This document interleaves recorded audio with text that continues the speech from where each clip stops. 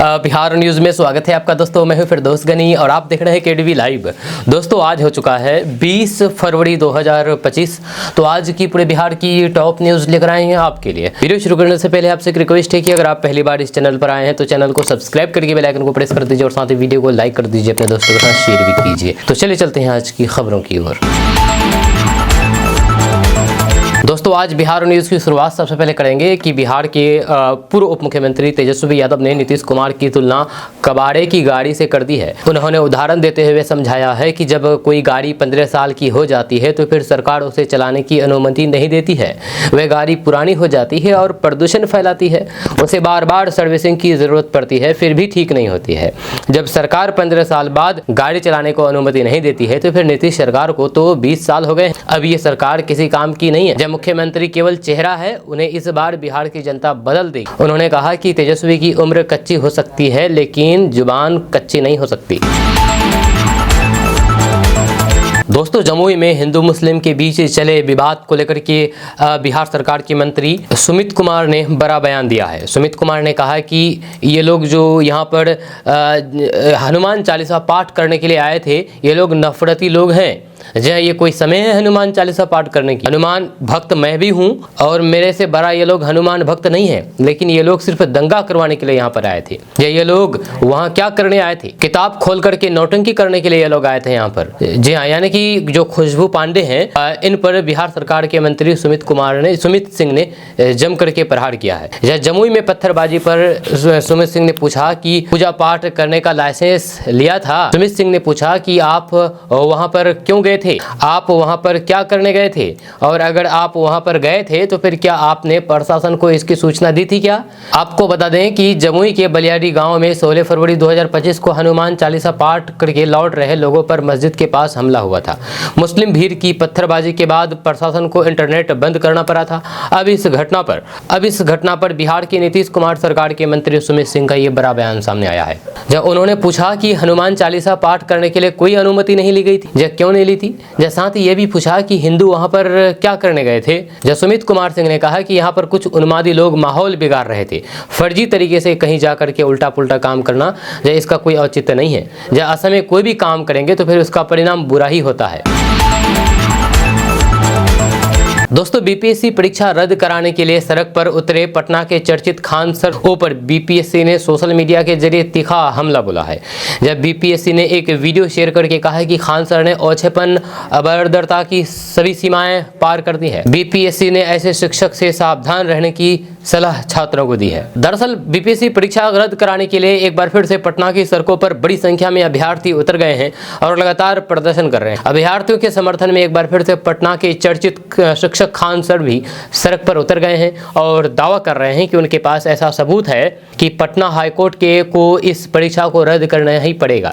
जब खान सर ये दावा तब कर रहे हैं जब परीक्षा का रिजल्ट निकल चुका है और आयोग ने मेंस परीक्षा का डेट भी जारी कर दिया है। जहां बीपीएससी ने अपने आधिकारिक एक्स हैंडल पर खान सर का वीडियो शेयर करते हुए लिखा कि ये शिक्षक सोशल मीडिया पर बहु प्रचारित एवं स्वयंभू कोचिंग संचालक है, जो खुद को बिहार के युवाओं के भविष्य निर्माता के रूप में प्रस्तुत करते हैं।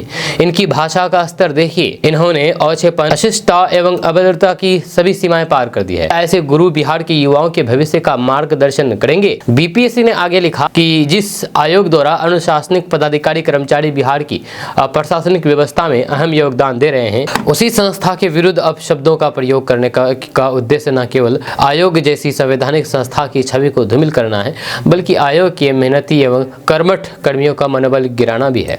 ऐसे गुरु के बेबुनियाद दावों और फिर दिग्भ्रमित करने वाले वादों से बिहार के छात्र युवा सतर्क रहें।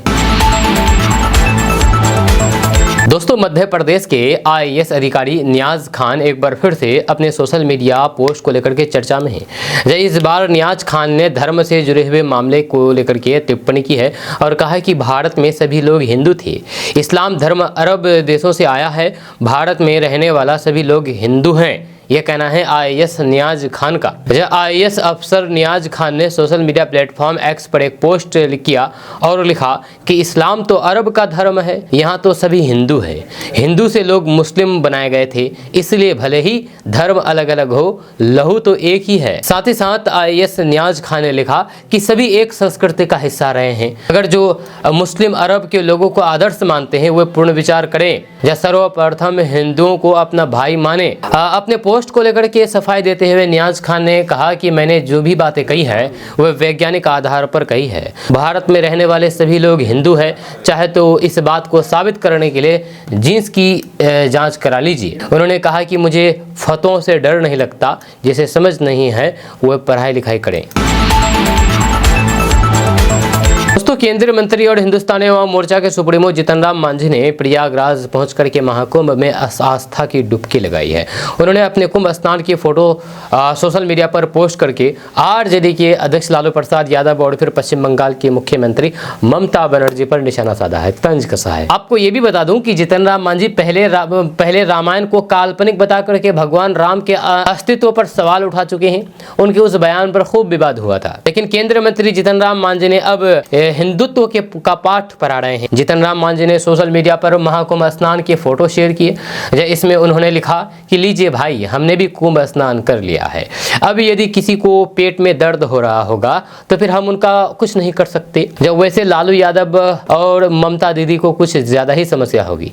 मांझी ने बुधवार को प्रयागराज कुंभ मेला क्षेत्र में युवा चेतना के कार्यक्रम में भी हिस्सा लिया। इसमें कई साधु संत मौजूद रहे। आपको बता दूं कि जीतन राम मांझी बिहार के पहले मुख्यमंत्री रहे हैं। एक बार वो बिहार के मुख्यमंत्री बने हैं। जब कुछ समय पहले जब वो विपक्ष में थे तब वो रामायण को काल्पनिक बता रहे थे और कहा था कि राम को हम नहीं मानते हैं, राम दुनिया में था ही नहीं, राम का अस्तित्व ही नहीं था। लेकिन आज यही जीतन राम मांझी सत्ता पक्ष में है तो फिर दूसरे पर कटाक्ष कर रहे हैं। साल था 2022 में उन्होंने एक कार्यक्रम में कहा था कि राम कोई भगवान थोड़ी ना थे, वह भगवान नहीं थे, वह तुलसीदास और वाल्मीकि के द्वारा लिखी गई रामायण के महज एक पात्र थे। उन्होंने कहा था कि रामायण में अच्छी बातें लिखी हुई है लेकिन वे सिर्फ एक कहानी है। जीतन राम मांझी ने भगवान राम को मानने से भी इनकार कर दिया था। साल 2023 में भी उन्होंने कुछ ऐसी ही टिप्पणी सार्वजनिक मंच से की थी। दोस्तों, 3 तलाक यूसीसी के बाद मुसलमानों के लिए एक और मोर्चा बीजेपी मोर्चा खोल रही है, जहां हेमंत बिस्वा शर्मा के बाद योगी आदित्यनाथ ने इशारा दे दिया है। आपको बता दूं कि बीजेपी के कट्टरवादी मुख्यमंत्री हेमंत बिस्वा शर्मा 4 साल से कह रहे हैं कि वे मदरसों को मौलवी बनने की जगह नहीं रहने देंगी, उन्हें तोड़ तोड़ करके स्कूल बनाए जा रहे हैं। अब योगी आदित्यनाथ भी उसी रास्ते पर चलते हुए दिख रहे हैं। यूपी के मुख्यमंत्री योगी आदित्यनाथ ने विधानसभा में कहा कि समाजवादी पार्टी के नेता अपने बच्चों को अंग्रेजी पढ़ा रहे हैं और देश को कठमुल्ला की ओर ले जाना चाहते हैं। हम ऐसा नहीं होने देंगे। योगी आदित्यनाथ लगातार सपा नेताओं को मदरसा मस्जिद पर घेर रहे हैं। तो क्या बीजेपी 3 तलाक यूसीसी के बाद मुसलमानों के लिए एक और मोर्चा खोल रही है? कहीं बीजेपी का असम मॉडल लागू करने की तैयारी तो नहीं है? ये सवाल है। आप इसके बारे में क्या कहते हैं? आप नीचे कमेंट बॉक्स में कमेंट करके जरूर बताइएगा। दोस्तों, बिहार के मुख्यमंत्री नीतीश कुमार इन दोनों प्रगति यात्रा पर निकले हुए हैं। इस दौरान वे राज्य के अलग अलग हिस्सों में जाकर के कई योजनाओं की समीक्षा करते हैं और करोड़ों की योजनाओं का उद्घाटन और शिलान्यास भी करते हैं। ऐसे में अब एक ताज़ा मामला सासाराम जिले से निकल करके सामने आ रहा है, जहां पर सीएम नीतीश कुमार पहुंचते ही उनके खिलाफ नारेबाजी की गई है। दरअसल बिहार के मुख्यमंत्री नीतीश कुमार अपनी प्रगति यात्रा के 5वें चरण में कल सासाराम जिले के रोहतास अंतर्गत चेनारी गाँव पहुंचे थे, जहाँ पर कल ग्रामीणों ने सीएम के पहुंचते ही उनके खिलाफ जम करके नारेबाजी शुरू कर दी। जहां नीतीश कुमार को विरोध का सामना करना पड़ा। ग्रामीणों ने जम करके नीतीश कुमार मुर्दाबाद के नारे लगाए। इसके बाद सीएम सुरक्षा में लगे पुलिसकर्मी हरकत में आए और विरोध कर रहे लोगों को वहां से दूर हटाया। लेकिन इस तरह विधानसभा चुनाव से पहले नीतीश कुमार के खिलाफ नारेबाजी से राजनीतिक गलियारों में तरह तरह की चर्चा शुरू हो गई है। जहां वहीं पर विरोध जता रहे ग्रामीणों से जब इसको लेकर के सवाल किया गया तो उनका कहना था कि सीएम वैसे तो प्रगति यात्रा कर रहे हैं और करोड़ों की योजना का सौगात दे रहे हैं, लेकिन कागजी और फिर जमीन पर हकीकत कुछ और है। इसमें कहीं भी आम लोगों को कोई भी फायदा नहीं मिल रहा है। ग्रामीणों ने कहा कि सीएम की इस प्रगति यात्रा में हमारी समस्याओं को नहीं सुना जा रहा है। ऐसे में यदि अगर मुख्यमंत्री हमारी बात नहीं सुनेंगे तो फिर ये कैसी प्रगति यात्रा? इस तरीके की सीएम की यात्रा का कोई मकसद नहीं रह जाता है। आपको बता दूं कि इससे पहले प्रगति यात्रा के दौरान सीएम नीतीश कुमार जैसे ही जगदीशपुर के सिवा पहुंचे, वहां पहले से मौजूद आयशा और फिर RY के छात्रों ने मुख्यमंत्री को काला झंडा दिखाया।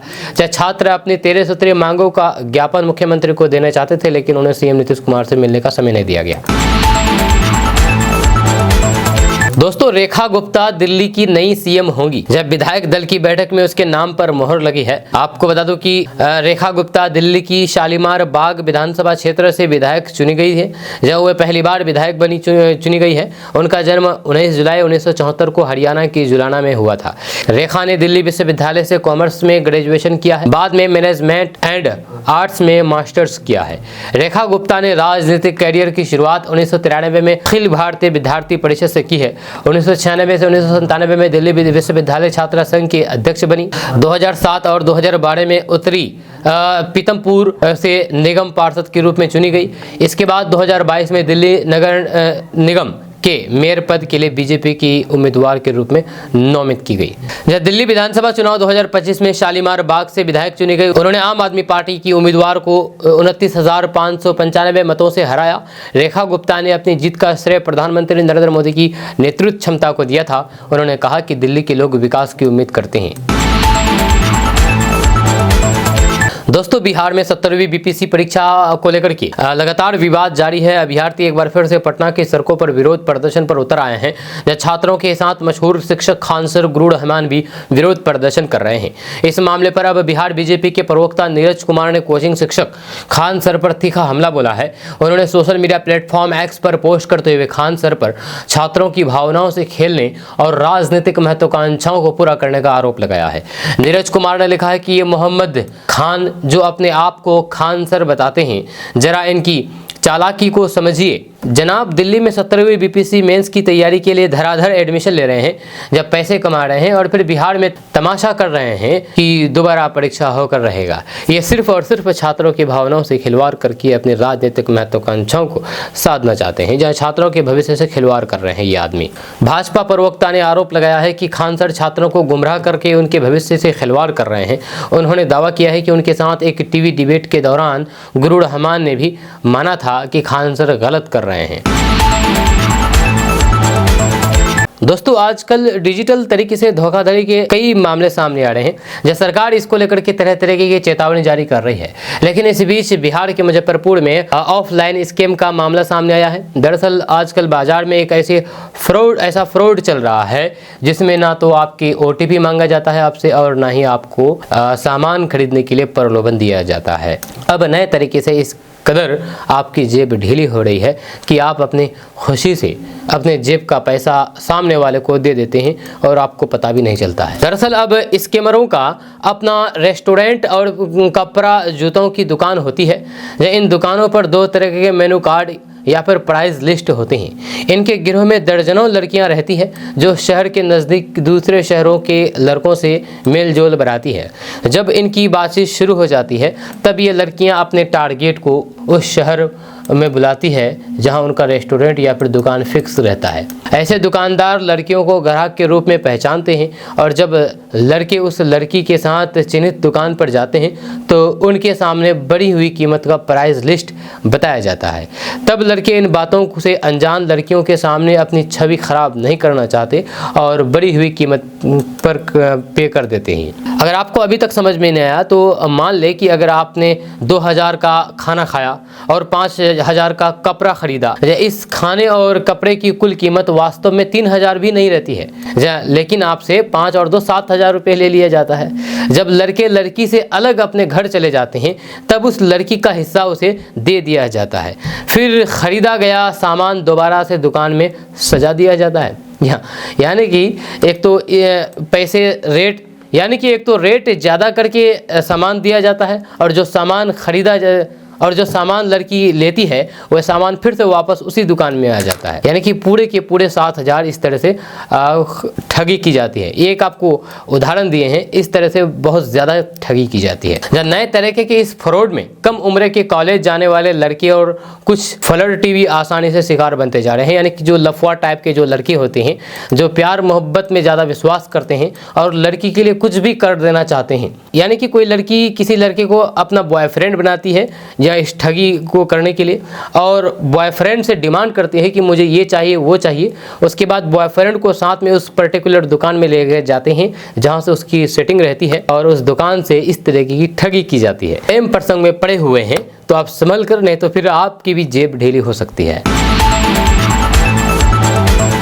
दोस्तों, अंधविश्वास में एक महिला फंस गई थी। उसके बाद क्या था, तांत्रिक ने उनके साथ हवस का शिकार बना लिया उसे। दरअसल बिहार के अमरपुर थाना क्षेत्र में एक तांत्रिक पर अधेड़ महिला से गलत काम करने का आरोप लगा है। महिला का कहना है कि वे बीमार पति के इलाज के लिए झाड़ फूक कराने के लिए आई थी, लेकिन तांत्रिक ने उसे तंत्र क्रिया के बहाने खेतों में ले जाकर के कथित रूप से गलत काम किया है। घटना के बाद ग्रामीणों ने तांत्रिक की जमकर के पिटाई की और पुलिस को सौंप दिया। घायल तांत्रिक का इलाज भागलपुर में चल रहा है, वहीं पर पुलिस मामले की जांच में जुटी हुई है। मामला बिहार के भागलपुर जिला का है। वहीं पर महिला के मुताबिक उसका पति 1 साल से बीमार था। इलाज के लिए वह अपनी ननद के घर आई थी, जहां पर समधी ने झाड़ फूंक के लिए तांत्रिक मुकेश कुमार मंडल को बुलाया।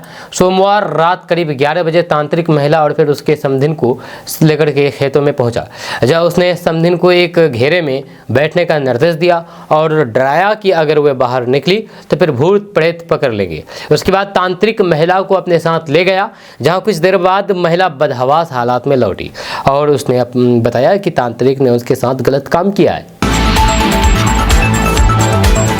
दोस्तों, बिहार के 16 जिलों में बारिश का अलर्ट जारी किया गया है। आपको बता दें कि बिहार में इस समय मौसम का हलचल तेज है और फिर बिहार के 16 जिलों में 23 फरवरी से बारिश का अलर्ट जारी किया गया है। जब बिहार के पश्चिमी विक्षोभ का प्रभाव देखने को मिल रहा है, जिसके कारण मैदानी क्षेत्रों में हल्की वर्षा की संभावना जताई जा रही है। इस मौसम परिवर्तन के साथ ही तापमान में भी कुछ बदलाव हो सकता है। जब पश्चिमी विक्षोभ एक ऐसा मौसमी घटनाक्रम है जो पर्वतीय क्षेत्रों में बर्फबारी और फिर मैदानी क्षेत्रों में बारिश का कारण बनता है। इस समय पश्चिमी विक्षोभ का प्रभाव बिहार पर देखने को मिल रहा है। इसके साथ ही पश्चिमी राजस्थान और फिर उत्तरी पूर्व असम में एक चक्रवाती परिसंरक्षण भी सक्रिय है, जो इस मौसम में बदलाव का कारण बन रहा है। इन दोनों घटनाओं के कारण बिहार के मौसम में आंशिक बदलाव हो सकता है। वर्तमान में बिहार का मौसम शुष्क है और बादलों की आवाजाही भी बनी हुई है। इस स्थिति के कारण तापमान में विशेष बदलाव की संभावना नहीं है। हालांकि 2 दिनों बाद न्यूनतम तापमान में 2 से 3 डिग्री तक वृद्धि हो सकती है। वहीं पर मौसम विभाग ने 23 फरवरी के लिए बिहार के 16 येलो अलर्ट जारी कर दिया है। इनमें सुपौल, अररिया, किशनगंज, सहरसा, मधेपुरा, पूर्णिया, बेगूसराय, खगड़िया, कटिहार, भागलपुर, मुंगेर, लखीसराय, जमुई, शेखपुरा, नवादा और फिर गया जिला शामिल है। दोस्तों, बिहार के पूर्व उप मुख्यमंत्री तेजस्वी यादव ने कार्यकर्ता दर्शन संवाद कार्यक्रम के तहत नालंदा पहुंचे। यहां उन्होंने सरकार पर जम करके निशाना साधा है। वहीं पर महागठबंधन की 17 महीने की सरकार की तारीफ करते हुए उन्होंने कहा कि जब बिहार में उनकी सरकार थी तब ऐतिहासिक कार्य प्रदेश में हुए हैं। उन्होंने दावा किया है कि बिहार में विकास ठप हो चुका है, गरीबी, पलायन और फिर महंगाई चरम पर है। स्मार्ट मीटर और जमीन सर्वेक्षण से लोग परेशान हैं। जब बिहार में परीक्षा के दौरान हुए पेपर लीक के मुद्दे पर तेजस्वी यादव ने कहा, जब हमारी सरकार थी तब किसी परीक्षा का पेपर लीक नहीं हुआ था, लेकिन उसके बाद जितनी भी परीक्षाएं हुई है सभी के पेपर लीक होते रहे हैं। जब 70वीं बीपीएससी परीक्षा रद्द करने और फिर पूर्ण परीक्षा लेने की मांग को तेजस्वी यादव ने अपना समर्थन देते हुए कहा कि बीपीएससी परीक्षार्थियों की मांगों के समर्थन में हमने मुख्यमंत्री को चिट्ठी लिखी थी, लेकिन कोई भी जवाब नहीं आया। जी हां, तेजस्वी यादव ने कहा है कि उनकी सरकार बनी तो फिर सामाजिक सुरक्षा पेंशन योजना के तहत विभिन्न प्रकार की पेंशन योजना की राशि 400 रुपये से बढ़ा करके 1500 रुपये कर दी जाएगी, जबकि 200 यूनिट बिजली फ्री दी जाएगी। दोस्तों, दिल्ली की सत्ता पर करीब 3 दशक के बाद बीजेपी ने शानदार वापसी की है, लेकिन पार्टी इस जीत की खुशी के साथ ही फिर से चुनाव की तैयारी में जुट गई है। खास तौर पर प्रधानमंत्री नरेंद्र मोदी पूरी तरीके से एक्टिव नजर आ रहे हैं। वह आगामी विधानसभा चुनाव में बिहार, असम और तमिलनाडु जैसे राज्यों पर फोकस कर रहे हैं। बिहार में इसी साल अक्टूबर तक विधानसभा चुनाव होने हैं, इसलिए भाजपा अभी से ही पूरी ताकत झोंक रही है। बिहार में अपनी पकड़ को और मजबूत करने के लिए पीएम मोदी 24 फरवरी को भागलपुर से चुनावी अभियान की शुरुआत करेंगे। इसे लेकर के भागलपुर में तैयारियां जोरों पर है। वहीं पर असम और फिर तमिलनाडु में चुनाव भले ही अगले साल हो, लेकिन पीएम मोदी अभी से कोई भी कसर नहीं छोड़ना चाहते हैं। जब भागलपुर में चुनावी रैली में शामिल होने के बाद पीएम मोदी 24 फरवरी को ही असम भी जाएंगे, जहां वे एक सभा को संबोधित करेंगे।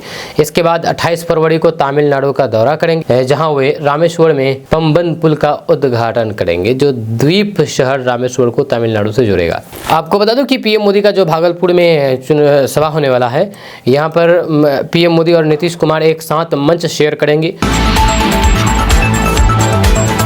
दोस्तों, मुख्यमंत्री नीतीश कुमार प्रगति यात्रा के क्रम में रोहतास पहुंचे, जहां उन्होंने 1374 करोड़ रुपए की कुल 1220 योजनाओं का उद्घाटन किया है और शिलान्यास किया है।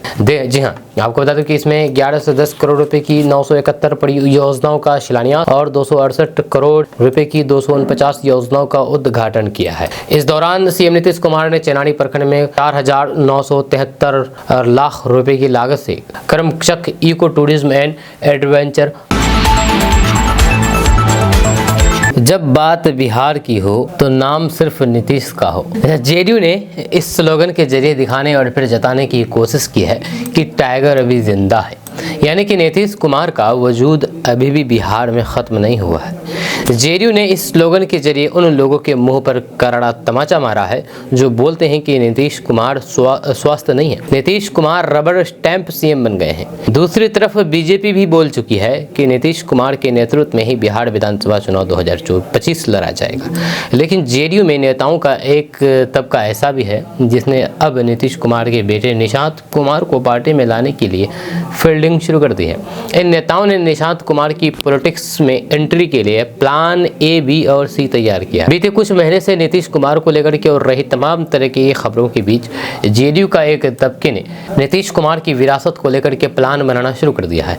जेडीयू में नेताओं का ऐसा भी वर्ग है जो नीतीश कुमार की जगह बेटे निशांत कुमार को राजनीतिक में लाना चाहता है। नीतीश कुमार के राजनीतिक वजूद को ये नेता बिहार में उसी तरह जिंदा रखना चाहते हैं जैसे मुलायम सिंह यादव की विरासत को अखिलेश यादव ने यूपी में संभाल रखा है। बिहार में रामविलास की विरासत को बेटे चिराग पासवान ने संभाल रखी है। लालू यादव ने तो अभी से ही तेजस्वी यादव को सीएम बनाने के लिए दिन रात मेहनत शुरू कर दी है।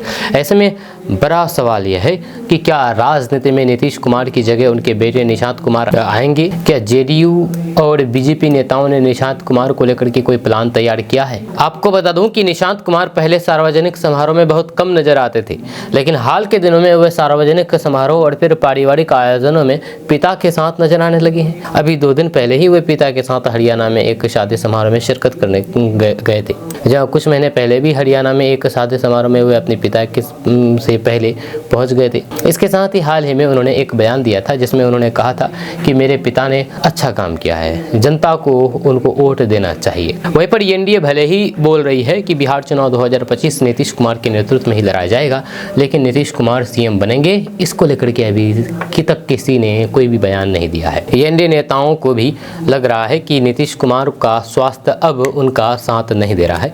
ऐसे में जेडीयू ने नीतीश कुमार को प्रोजेक्ट करने के लिए 3-4 तरीके से प्लान तैयार कर लिया है। दोस्तों, तेजस्वी यादव ने बिहार के मुख्यमंत्री नीतीश कुमार के गृह जिला नालंदा में आरजेडी कार्यकर्ता सह जनता के साथ संवाद किया। इस दौरान उन्होंने आगामी बिहार विधानसभा चुनाव की रणनीति पर चर्चा की है। जहां तेजस्वी यादव ने बिहार में कानून व्यवस्था पर सवाल उठाते हुए कहा कि बिहार में आम जनता खुद को असुरक्षित महसूस कर रहे हैं, बिहार में लगातार अपराध बढ़ रहे हैं। उन्होंने आरोप लगाया है कि डबल इंजन की एनडीए सरकार पूरी तरीके से असफल रही है, बिहार के लोग अब बदलाव चाहते हैं। पूर्व डिप्टी सीएम तेजस्वी यादव ने कहा कि बिहार में गरीबी, महंगाई और फिर बेरोजगारी चरम पर है। यहाँ की युवा शक्ति प्लान करने को मजबूर है। हमारी सरकार जब 17 महीने की थी तब युवाओं के चेहरे पर मुस्कान थी, लेकिन अब वो फिर से चिंता में डूबे हुए हैं। उन्होंने बिहार में महागठबंधन की सरकार बनने पर 200 यूनिट फ्री बिजली पेंशन में वृद्धि का वादा किया। इसके साथ ही सामाजिक सुरक्षा पेंशन योजना के तहत मिलने वाली पेंशन की राशि 400 रुपये से बढ़ाकर के 1500 रुपये करने का भी वादा किया है। उन्होंने नीतीश सरकार पर कटाक्ष करते हुए कहा कि जब भी बिहार में इनकी सरकार बनी तब मैट्रिक से लेकर के बीपीएससी तक के प्रश्न पत्र लीक हुए हैं। उन्होंने आरोप लगाया है कि ये सरकार नौजवानों के भविष्य के साथ खिलवाड़ कर रही है। जब बिहार विधानसभा में नेता प्रतिपक्ष तेजस्वी यादव ने कहा कि आरजेडी को बूथ से लेकर के पंचायत स्तर तक मजबूत करने के लिए ये जनसंवाद अभियान चलाया जा रहा है, जब वे लगातार कार्यकर्ताओं से मिल रहे हैं और जमीनी स्तर पर क्षेत्रीय हालात का फीडबैक ले रहे हैं। उन्होंने कार्यकर्ताओं को आगामी विधानसभा चुनाव में पूरी ताकत से जुट जाने का संदेश भी दिया है। दोस्तों, अगर आप जमीन खरीदने की प्लानिंग कर रहे हैं या फिर विक्रेता से बातचीत चल रही है तो फिर जल्द ही रजिस्ट्री करवा लीजिए। आने वाले कुछ दिनों में जमीन की कीमतें आसमान छूने वाली है। इसका मतलब ये हुआ कि आने वाले दिनों में फ्लैट और फिर जमीन की कीमतों में इजाफा हो सकता है। दरअसल बिहार में फ्लैट और जमीन की रजिस्ट्री को लेकर के निर्धारित किए जाने वाले जमीन की न्यूनतम मूल्य दर की समीक्षा शुरू हो गई है। समीक्षा के बाद इसका प्रस्ताव राज्य सरकार को भेजा जाएगा। जहाँ राज्य सरकार से अनुमति मिलते ही नया दर अप्रैल से लागू होने की संभावना है। आपको बता दें कि आखिरी बार 2016 में शहरी क्षेत्र में MVR बढ़ा दिया गया था, जब पिछले 8-9 वर्षों में बाजार में ज़मीनों की कीमतों में दोगुनी या फिर तिगुनी बढ़ोतरी हुई है, लेकिन सर्किल रेट में कोई भी बदलाव नहीं किया गया है। इस दौरान बिहार में शहरी निकाय की संख्या दोगुनी हो चुकी है। साथ ही साथ प्रमुख जिला मुख्यालय के शहरों में आयोजन क्षेत्र विकसित किया गया है, जिसके तहत कई ग्रामीण क्षेत्रों को शहरी क्षेत्र में शामिल किया गया है, जहां इससे इन इलाकों में जमीन की मांग और कीमतों में तेजी से वृद्धि हुई है। ये भी देखा जा रहा है कि बिहार के कई जगहों पर सर्किल रेट से कई गुना ज़्यादा कीमतों पर जमीन की खरीद बिक्री हो रही है। इस वजह से राजस्व का नुकसान हो रहा है। इन्हीं कारणों से सर्किल रेट को बढ़ाने पर विचार चल रहा है। पिछले कई सालों से बिहार में MVR नहीं बढ़ाया गया है। इसके बावजूद भी बिहार सरकार की खूब कमाई हो रही है। इस साल जमीन फ्लैट सहित चीज़ों के निबंधन यानी कि रजिस्टर्ड से खूब राजस्व की प्राप्ति हुई है। पिछले साल मध्य फरवरी तक करीब 5600 करोड़ राजस्व प्राप्त हुआ था। दोस्तों, सासाराम में सीएम नीतीश कुमार की समीक्षा बैठक में बवाल हो गया। समीक्षा बैठक में मौजूद सासाराम के आरजेडी विधायक राजेश गुप्ता बैठक को छोड़कर के बाहर निकल गए। जहां अब बड़ा सवाल ये उठ रहा है कि आखिर ऐसा क्या हो गया कि आरजेडी विधायक ने सीएम नीतीश कुमार की बैठक का बहिष्कार कर दिया। दरअसल मुख्यमंत्री नीतीश कुमार इन दिनों प्रगति यात्रा पर हैं और फिर बिहार के विभिन्न जिलों का दौरा करके वहाँ सरकार द्वारा चलाई जा रही योजनाओं की समीक्षा कर रहे हैं। बुधवार को मुख्यमंत्री नीतीश कुमार प्रगति यात्रा के दौरान सासाराम पहुंचे। यहाँ पर उन्होंने जिले को करोड़ों रुपए की योजनाओं की सौगात दी है। इसके बाद मुख्यमंत्री समाहरणालय में आयोजित समीक्षा बैठक में पहुंचे, जहां सीएम योजनाओं की समीक्षा कर रहे थे कि बैठक में मौजूद आरजेडी विधायक राजेश गुप्ता अचानक गुस्से में बैठक छोड़ करके बाहर निकल गए। जब बाहर आकर के उन्होंने आरोप लगाया है कि समीक्षा बैठक में उन्हें अपनी बात नहीं रखने दिया गया। जब सासाराम के विकास से संबंधित बात उठाना चाह रहे थे तो उन्हें मौका नहीं दिया गया। उन्होंने कहा कि बैठक में कई बार कोशिश किया कि सासाराम के मुद्दे को सीएम के समक्ष रखने का उन्हें मौका नहीं दिया गया। सासाराम से जिस वजह से वे वहां से बैठक से गुस्से से बाहर निकले और मीडिया से बातचीत करते हुए ये कहानी सुनाई। दोस्तों, बिहार की मुख्य विपक्षी पार्टी आरजेडी के प्रदेश अध्यक्ष जगदानंद सिंह इन दिनों पार्टी कार्यकर्ताओं से दूरी बनाए हुए हैं, जब वे न तो पार्टी दफ्तर आ रहे हैं और न ही किसी कार्यक्रम में हिस्सा ले रहे हैं। राजनीतिक गलियारों में कहा जा रहा है कि जगदानंद सिंह पार्टी से नाराज हैं, इसलिए उन्होंने दूरी बना रखी है।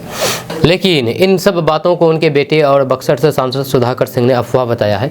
जब पत्रकारों से बातचीत करते हुए उन्होंने कहा कि जगदानंद सिंह की पार्टी से कोई नाराजगी नहीं है। सुधाकर सिंह ने जगदानंद सिंह के पार्टी दफ्तर न जाने के सवाल पर कहा कि पार्टी का काम करने के लिए कार्यालय आना जरूरी नहीं है, या काम कहीं से भी हो सकता है। इसमें नाराजगी वाली कोई बात नहीं है। उनके पिता स्वास्थ्य कारणों की वजह से आरजेडी कार्यालय से दूरी बनाए हुए हैं। दोस्तों, बिहार सरकार ने बिहार के गरीबों बेरोजगारों को बड़ा तोहफा दिया है। बिहार के उद्योग और पर्यटन मंत्री नीतीश मिश्रा ने बुधवार को बिहार लघु उद्यमी योजना के लिए ऑनलाइन पोर्टल लॉन्च किया है। इस योजना के तहत बिहार के गरीब और फिर जरूरतमंद परिवारों को 2 लाख रुपए की आर्थिक मदद दी जाएगी, ताकि वे अपना छोटा मोटा कारोबार शुरू कर सके। इस योजना का लाभ लेने के लिए पात्र लाभार्थी 19 फरवरी से पोर्टल पर ऑनलाइन आवेदन कर सकते हैं। आवेदन की अंतिम तिथि 5 मार्च है। आवेदन में पारदर्शिता बनाए रखने के लिए आवेदन प्रक्रिया पूरी तरह से डिजिटल हो गई। इस योजना के तहत लगभग 59,000 लाभार्थियों का चयन कंप्यूटरीकृत रैंडमाइजेशन प्रक्रिया के माध्यम से किया जाएगा। इस योजना के तहत 3 किस्तों में 2 लाख रुपए की आर्थिक सहायता दी जाएगी।